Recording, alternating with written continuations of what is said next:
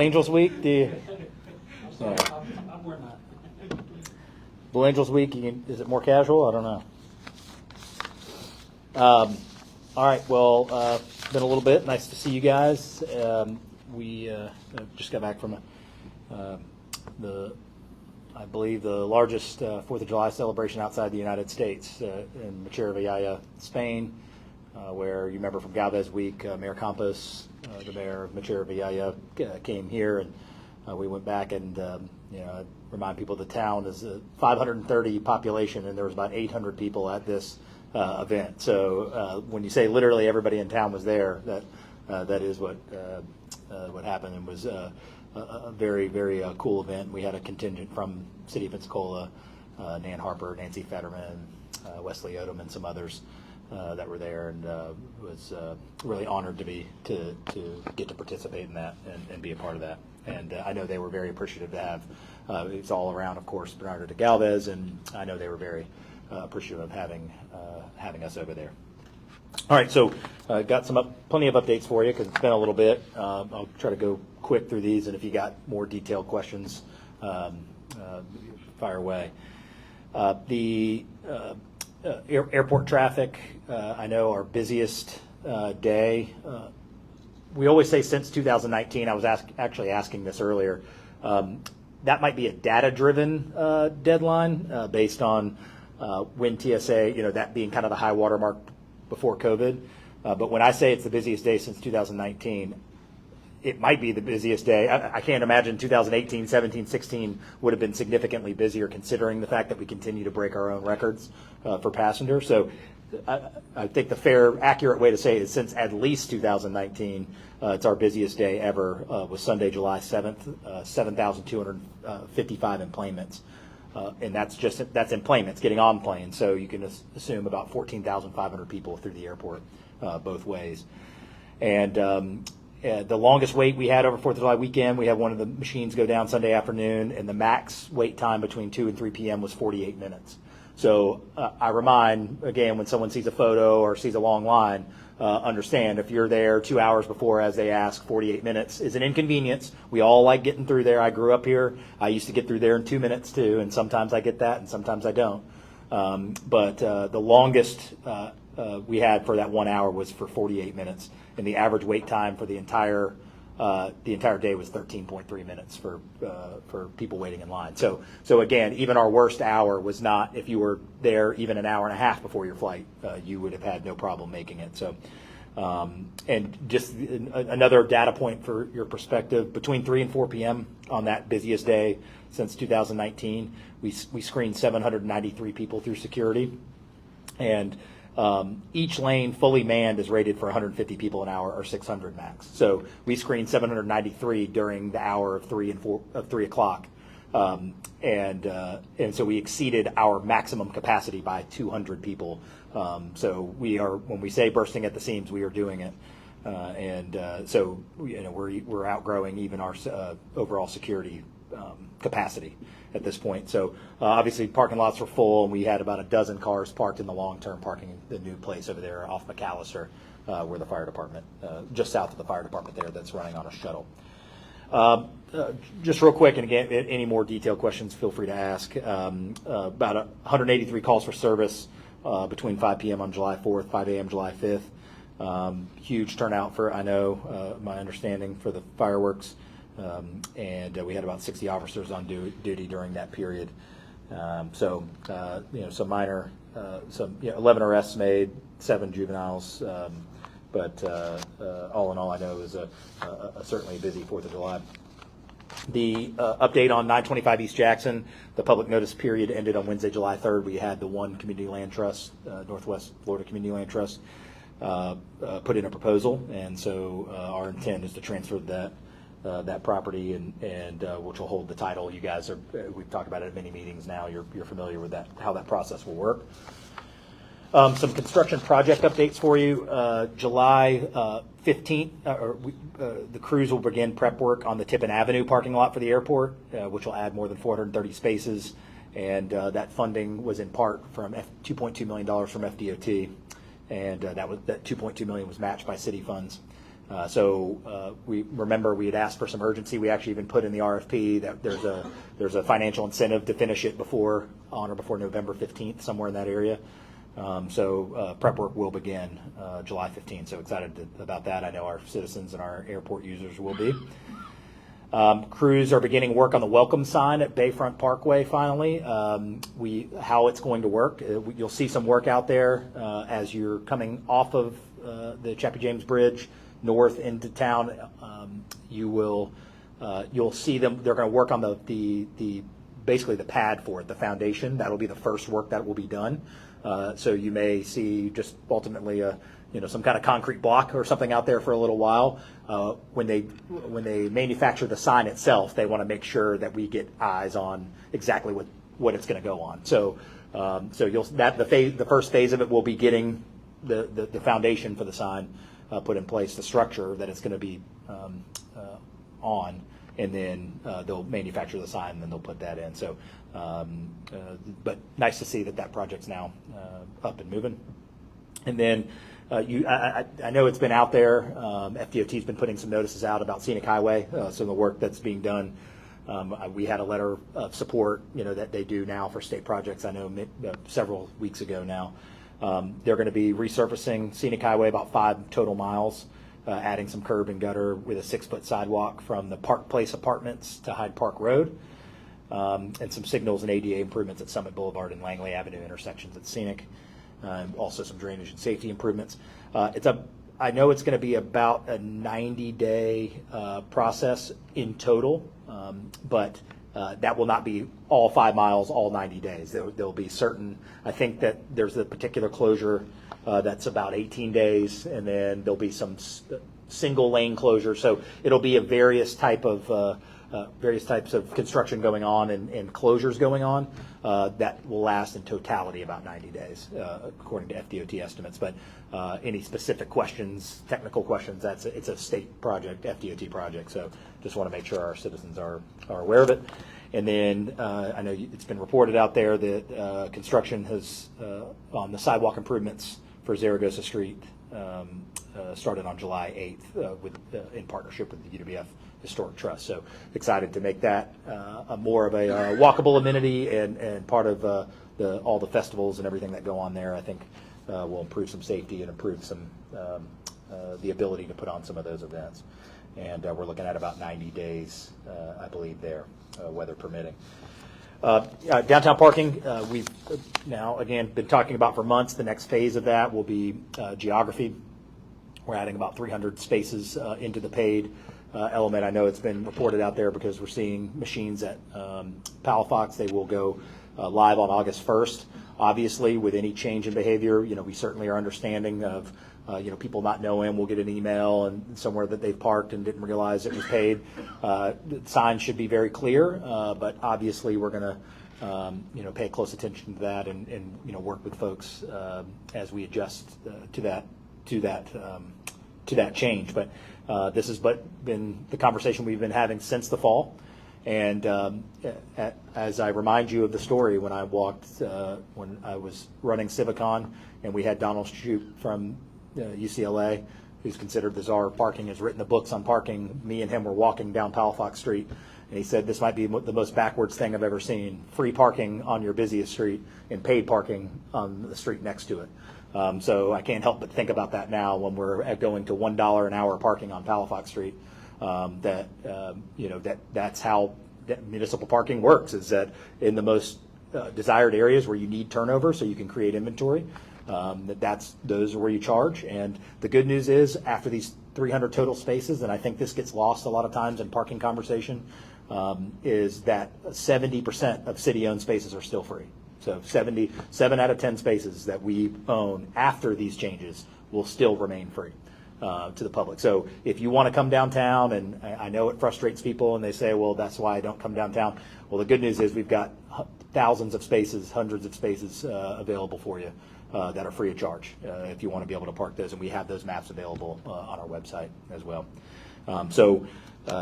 You'll see those changes, of course, from Palafox Street, from Gregory to Main, Zaragoza Street, from Palafox to Tarragona, Government from Palafox to Tarragona, and Jefferson from Government to Zaragoza. And as normal, the first half hour parking's free after a parking session is initiated on the Park Mobile app or at a kiosk. The strategic plan update, we had that meeting right before I left on June 26th, and we had about more than 100 people attend. We were really pleased with that turnout. And based on our survey results, we're still looking for input. I mentioned to you guys before I left as well. We're looking for folks, young residents, especially under the age of 25, that when we're looking at trying to make sure that our sample size fits and matches the demographics of our community, there's three areas where we want more feedback. And again, this runs through July 31st on Pensacola2035.com is where the survey is. Young people under the age of 25, African American residents, and residents with a median household income for Pensacola, which is $67,722. So like many of these things, sometimes folks that are most engaged in this might come to council meetings or more engaged in city government, typically to skew older, might have a higher income. So we are no different than any city in the country, that sometimes making sure that we're intentional about hearing from everybody and making sure that their voice is heard takes more intentionality. And so we were very pleased with the turnout of the meeting we've had here. I know we're working with our local churches about getting those QR codes out and getting these, even having churches fill out paper surveys, and we'll come collect them and get the data input. So, I can tell you, I know we are approaching about 1,000 surveys, which is very strong. I think they'd worked with a city of over 1 million that got 1,000 surveys, and we're already pretty close to 1,000. So, at a city of 55,000. So, really a credit to our team, Adrian Walker and Rachel Bennett. I know have spent a lot of time on that and have been out in the community with booths set up and everything else to try to make sure that we get as much feedback as we can. But any way that you can continue to share the word, and we'll continue to do that through the rest of the month to make sure that we hear from everybody, and we're anticipating getting some information back from Gail in late October is what it's looking like. Another thing, this is an old item that we talked about a while back that we have an update on, and Amy and the Public Works team's working on, is we finally have gotten the FDOT analysis back for the four-way stop at Tarragona and Romana Street, and that we will convert that to an all-way stop on July 29th. So, if you recall, we've turned Intendencia and Tarragona into a four-way. Government in Tarragona, of course, has been a four-way for as long as I can remember. But Romana is another one of those confusing ones that we had. We always had the one there at Jefferson and Government that when I got in we changed. So I think this is probably that last one where even though it's a two-way stop, everybody stops because it just seems a little ambiguous or you're not sure. So our only holdup has been making sure that FDOT is able to do their analysis on how it impacts Garden Street, how it impacts potentially on-ramp for I-110. So there are some other factors that we always have to study before we go drop stop signs in different places. But that will happen on July 29th. So you'll start to see some signage, some of the road signs out there on July 22nd. So I think that's a great move and certainly something I very much support that I think will be not only good for some of the issues that we have had there with vehicles, but also with pedestrians and bicyclists to feel more comfortable there, getting across not only a street but a train track as well. That last thing was just, it's been a while now, June 29th, about 100,000 pounds collected, 50 tons in the mayor's cleanup for Sanders Beach, Bayou Grove, and West Garden District, 73 tires and 1,040 gallons of paint. Pretty busy mayor's cleanup on June 29th. That is all I've got for now. I'm happy to take your questions. Mayor, what's the status of the stoplight? The last update, you might get this answer a couple times since I just got in at 7 o'clock last night. So, but the last update I'd received from PPD was everything is still a full go. I know we had some hang-ups, just some technical hang-ups in terms of where equipment would go, things that I don't understand, but just some installation technical things that had to happen at a couple of the intersections, not all of them, that were going to delay us a little bit. We'll get an exact update for you. I know way back when we had talked about sometime in July. Yeah. So I'll have to check with them and see if we're still trending that direction. But I have not been made aware of any significant delays. So let me check back with them, and we'll get you a date. I could see it going into August because of that previous update that I'd gotten. But from the administrative side or rules or any of that stuff, I've not been made aware that we have anything slow. Yeah, not that I know. Yeah, not that I know of.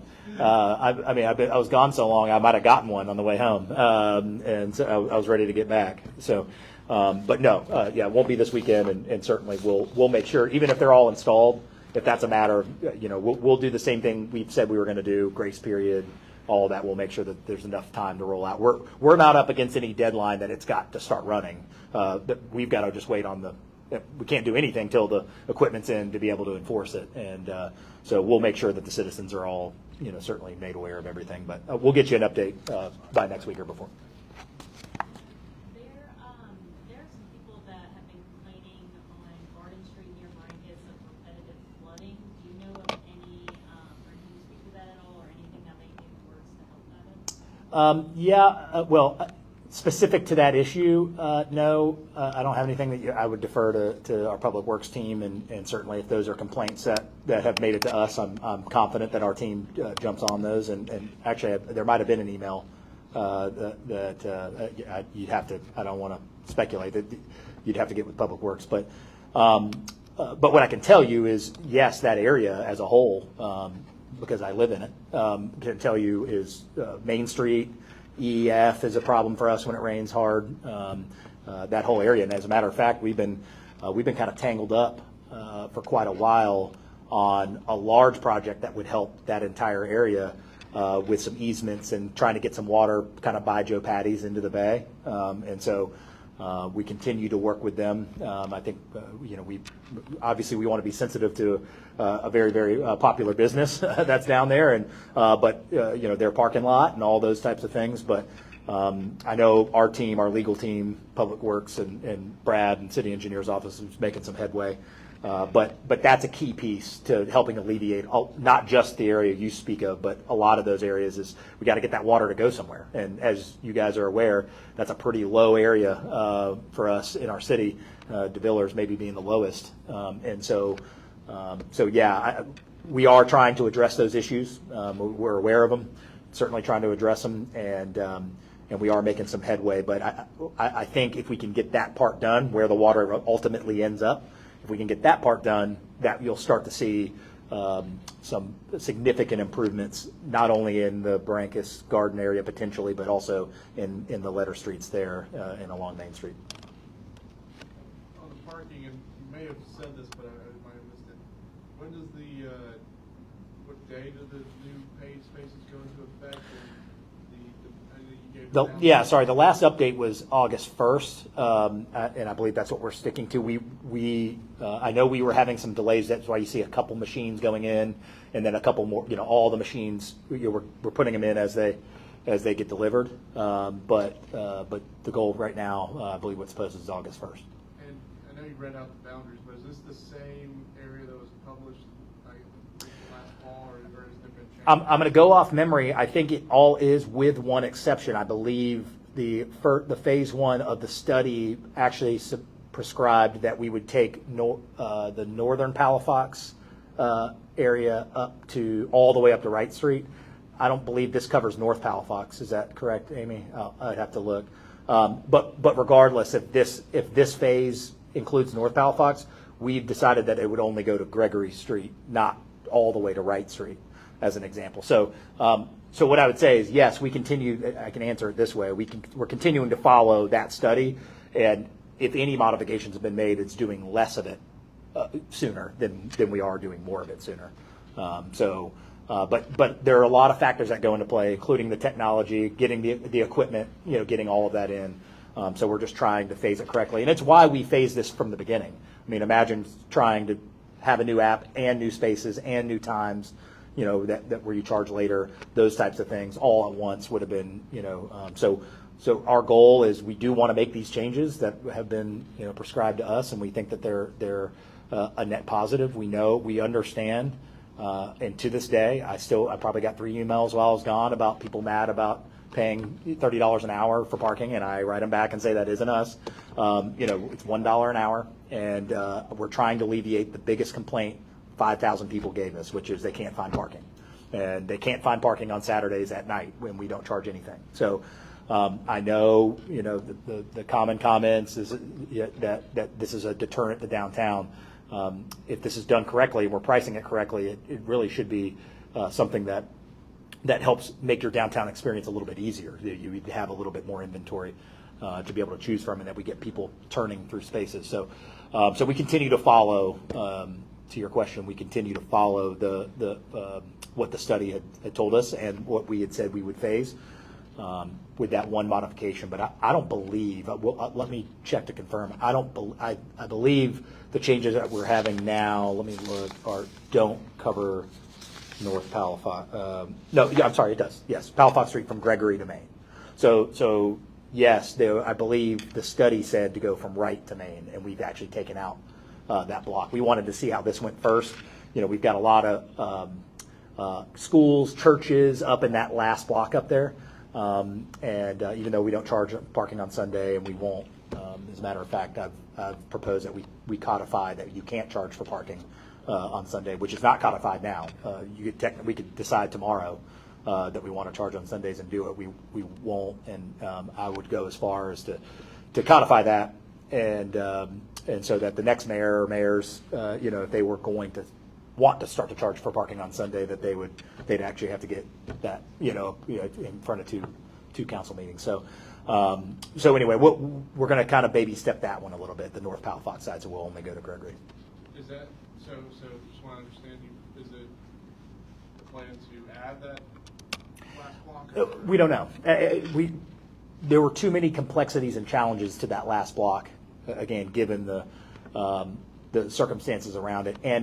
And again, this is not a rush. Our goal is not to rush into. If we were, we would just do this all at once, and we'd do a new app and a new move it to midnight and do all the spaces. But we are.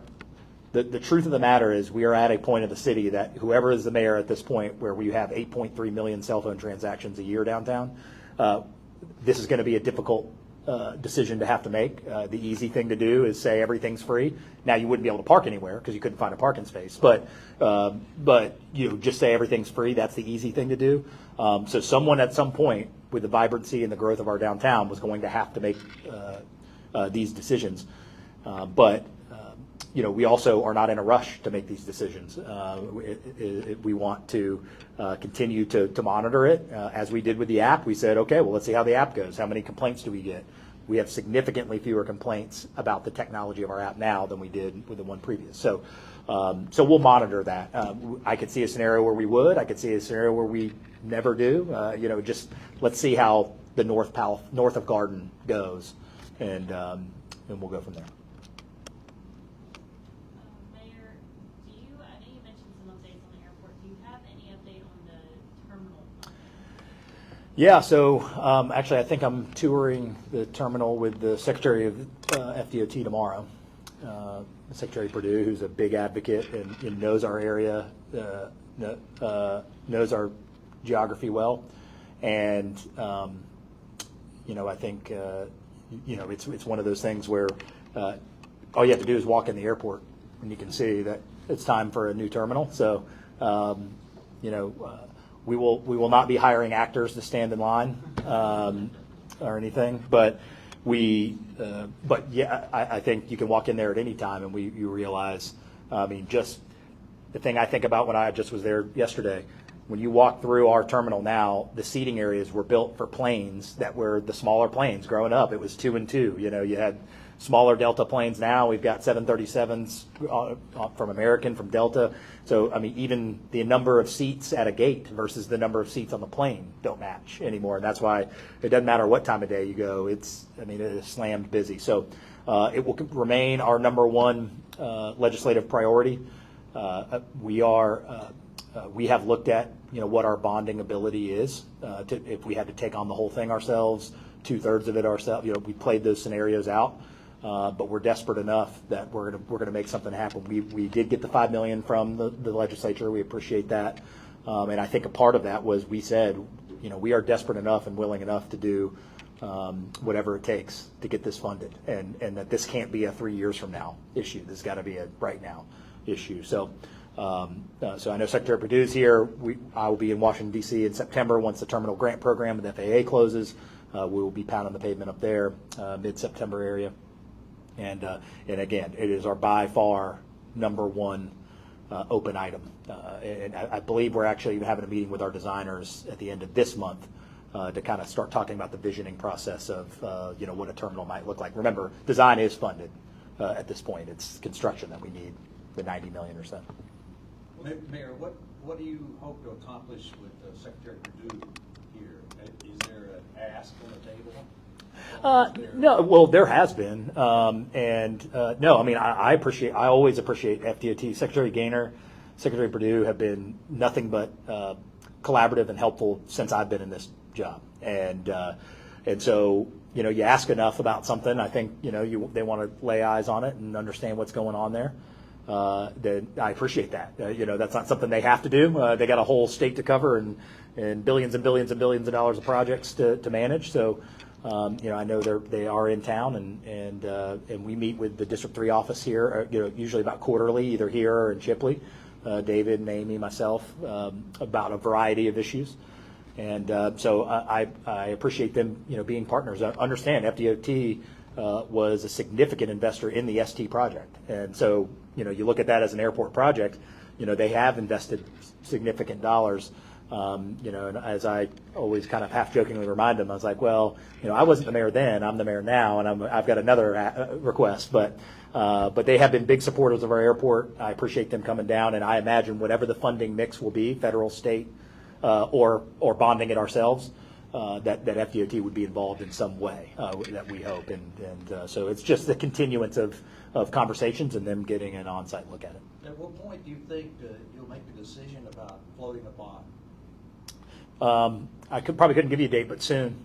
And I would. This is my speculation. I would venture to say our willingness to do it, if that's what it takes, probably helped us get the $5 million.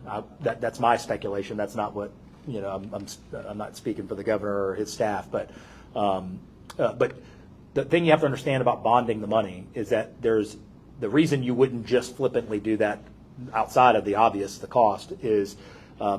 When you bond money at the airport, it also affects rates and charges, and it affects price per plane passenger and all of that. So the second you start to bond more money, if it becomes more expensive for Delta or American to then now have a passenger in plane at our airport or deplane at our airport, then you build a new terminal and then you have less flights because it might be it's a competitive market, right? So that's what we're navigating is can we bond it? Yeah, I think we can bond it, but we want to be careful, and my job is to go to Capitol Hill and go to Tallahassee and try to have us bond as little as possible and have our state and federal partners help us as much as possible. And they have avenues to do that, whether it be FDOT, the legislature. FAA Terminal Grant Program is an annual program. We didn't get anything last year, but again, those come due in August, and we hope that us being this much further along in the project will help us get funded with the FAA as well. So I've been to FAA offices twice in Washington, D.C., meeting with staff, and I know we have a great line of communication with them at our airport. So I don't know when that decision would be made, but what I can tell you is that we're not going to sit around for 3 years waiting on. We got too much growth, and this was probably more of a several years ago issue. Who would have known? I don't blame that on anybody, but that's the sports metaphor. The future is now. Yeah, exactly. Yeah, I guess it's nothing changed. We didn't go from a non-busy airport to a really busy airport in 6 months. These are all the after effects of a great problem to have, as I always tell y'all. A great problem to have is we've got an airport in demand and one that people want to use. We just got to now anticipate, and we've got to meet that growth where it is. And so my willingness to bond and the airport's willingness to bond increases every day. Every time I come to you and tell you we just broke the record for number of people that walk through the front door. What's the timeline again for the design, and is it your goal to begin construction as soon as design is complete? Well, yeah, I mean, my goal would be, of course, that, the day we had a design that we would be able to start construction. I'll have to get you a refined update. I want to say, off memory, 9 months to a year for once design begins, and I know we've just kind of started that process. Again, I've got a meeting this month with I know the designers, they've been selected. So at that time I'll be able to get you probably a more accurate, refined deadline of is it. But I know it's somewhere in that ballpark, somewhere in the 9 to 12 month design ballpark. I guess what I'm getting at is what's the deadline for when you have to make a decision on Bonding versus not. getting grants? Yeah, I mean, we had a lot of strategic conversation in the building about that. On one hand, do you want to go to your federal and state partners and say, well, we've got the potential to bond the whole thing, and they say, well, never mind, then why don't you just pay for it? And then the flip side of that is, which we've seen so far, testing it so far, we think, again, I think the $5 million we received was they knew we were serious. That this wasn't just an opportunistic. Sounds like it would be nice to have an airport terminal. What we said was, we're doing this one way or the other. We would really like your help. And so we're 1 for 1 in that case, that we were able to make that argument that we would be willing to do that. And we were able to what I believe might have been cut out, was stayed in because of that commitment. So we'll see. I have no way to predict at what level, who will say, well, then why don't you just go ahead and bond it, and who will look at that as commitment. My feeling is, when you give these dollars, whether it's a congressman or an FAA or a FDOT, if you're going to earmark dollars for a project, you want to see it get done. And I think that's what we're betting on, is to say if they know that the fallback is this project is getting done no matter what, then we believe that they're more likely to be committed to helping us financially than if it's, well, we may or may not do it, because then they'll see the price tag at $90 million and say, well, man, if this is just something because you feel like doing it, we are well beyond that. This is something we have to do, and I'm excited to do. And so that's kind of the tack we took, the strategy we've taken so far, is to say, hey, so to your question, decision, I'd have to get with Matt on, what's the cutoff? Is it 6 months before construction? Is it 8 months? We could get you that answer. I know it doesn't have to be, right this second. It's not. We're not overdue on that. But I'd have to lean on Laura and Matt at our office to help us with what the proposed timeline of commitment would have to be. Is there any added pressure with the new terminal being built over in Mobile, Alabama? You see the advertising on billboards around here. Well, first, I'm proud of the product that we put out. I think we're the most affordable airport between New Orleans and Jacksonville. We're the busiest airport between New Orleans and Jacksonville, and there's lots of options up and down Interstate 10. Regardless, but look, the airport is an enterprise, and I think it's always prudent and smart to look at what's going on around you and say, how do you make sure that you continue to push forward and that you continue to stay on top. In our case, I feel like we offer the best product and the best service up and down the Gulf Coast, and so yeah, does it? Sure. I mean, I think competition always should give you urgency, but I wouldn't say that's a primary reason why we're doing it. The reason we're doing it is we got baggage claims built for $1.4 million, and we're going to have $3 million this year. That's why we're doing it, regardless of what Mobile's doing or Fort Walton's doing. So, we're focused. That we're laser focused on that. We're about to outgrow our airport by twofold, and we got to get something going. So excited for it. I think it's a huge need for us. And again, there isn't a moment you can't go in that airport right now and realize how busy it is. And so. So we're going to make it happen one way or the other, and we'll continue to have meetings and with our partners, our state and federal partners, to see what they can do to help us and continue to push forward. But we'll get and I'll get a clearer picture of kind of, to your question, the deadline or kind of timeline of when we would have to make that call to bond, how much money, that kind of thing. I'll be able to get that to you. Mayor, on the design process at the airport, Mm-hmm. Are you designing, or your team, are you designing for the future, or are you designing to fix sort of the status quo, what you're dealing with now? You've got air carriers who want to come here, no gates. I mean, Yeah. how far, what kind of future remodel is this going to be? Yeah, so I believe it's anticipatory. I mean, I don't think this is just solving a today problem. I think it gives us growth for tomorrow. It actually came up, we had Breeze Airways, we had the event out there adding the flight to Tampa, and the question comes up all the time, oh man, well, it's already busy and you've got this other carrier. Well, I know in our existing 12 gates, we are not at 100% full capacity of using all 12 gates. I mean, if our goal in life was to just maximize every single minute, every single hour of those gates, we have a little bit of wiggle room, is my understanding. But how does that impact things? It impacts things in the busyness of the airport, right? If those gates are busier. So to answer your question, no, it's not as if we would open these 5 new gates and then nothing would change. It does give us growth for the future. And, you start looking at things, personally, I think more connectivity to the West Coast, whether that's Salt Lake or, I know Las Vegas is one of the top 20 destinations for our passengers. That's all through connection, Can we get further to the West? I think is something looking at other carriers, could be into the Midwest, nonstops to Minneapolis, or any way we can expand seats to those major hubs, which continues. I think I told you guys before I left, we're July 24 versus July 23, we're up about almost 30% in seats from last July, and we're up about 30% in total number of seats, and then total number of flights coming in. We're up 30% from last year. So I believe this is an anticipatory move, and part of the entire airport master plan is, you would eventually, long down the road, you could do another terminal expansion that would go, I guess, more north, towards the old air traffic control, area where you would be able to add another 5 gates when you talk about long range. So obviously we're focused on this right now, but I think this would get us where we need to be for now and into the future. 5 new gates. So yeah, we'd go from 12 to 17. So, but to your question, again, we had 1 million less passengers, same 12 gates, 1 million more passengers now than we had 10 years ago. Same 12 gates. Instead of 5 gates, let's go ahead and maybe add 7.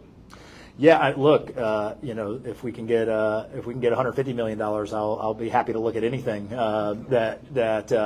I think we're trying to bite off what we can chew, right now, that in terms of design, I think we're full steam ahead with this expansion that would go towards the driving entrance to the airport, is where it would be situated. Those 5 gates would kind of move toward, as you drive in, they would wrap around on the tarmac there, kind of around the street where you come in to drop off or pick up. That's the direction it would go. But there are other expansion opportunities long term, again, on the master plan that we would be able to take on. But we got a big enough hill in front of us. We'll probably just see what we can do here. So it'll be on the south side, where the old helicopter hangs? Yeah, I'm always afraid to use directions at the airport because it's kind of diagonal. But yeah, as you drive in, the terminal now will begin kind of closer to, but as you make the turn to the drop off and pick up, I guess that would be west. I need my compass out there next time I'll check. But yeah, those 5 gates would kind of extend towards the front entrance. Mayor, Uh-huh. switching topics just a little bit, the old Trailways bus station, Mhm. did you sustain? Do we have any update? Has it been cleaned up on the inside, or is it still accumulating miles? Yeah, I don't have an update. I know that I left that in the hands of Magistrate City Attorney's Office, all of that. That I have not. Doesn't mean that we haven't gotten an update from them, but I'm not aware of anything at this point. That I think it's still where it was, from a few weeks ago. And then, well, with the downtown post office, there's rumors that it's going to turn into high-rise or things like that. Can you speak on that at all? No, I mean, you'd have to talk to the property owners. I have not heard anything. I mean, the last update would be the last thing you guys reported. There was a projected hotel or something there. We haven't seen much from that. As a matter of fact, I think the folks that were proposing that don't have the option on the property anymore. So I think that, I don't know that that's happening.